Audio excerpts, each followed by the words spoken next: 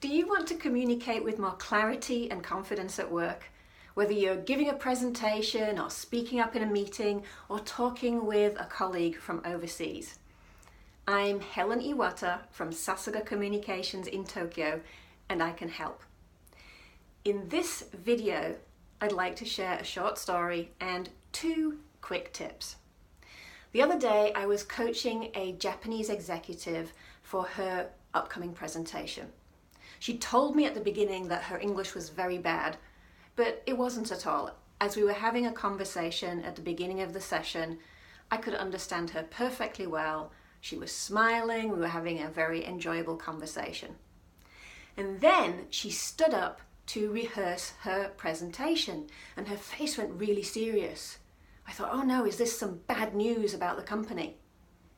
But the words she was saying were positive. It was just the expression that was different. So why does this happen? Well, when we're thinking very carefully or worrying about the words that we say, am I getting the words exactly right as I planned?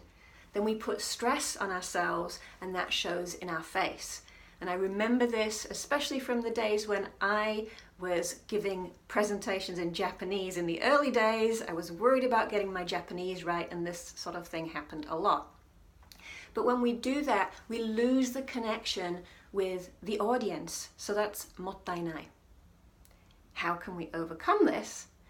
Well, first of all, focus on the audience. Instead of worrying about, am I getting it exactly right? Think about the audience. What do they need to know? What do they want to know?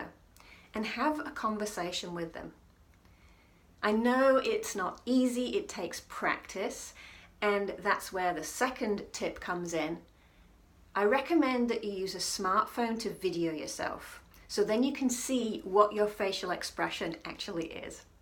So 2 tips, focus on the audience and use a smartphone to video yourself so that you can communicate with more clarity and confidence in the workplace. If you would like more tips, you can sign up for the Sasaga Tips for You free weekly newsletter at sasagacommunications.com. Until next time, happy communicating.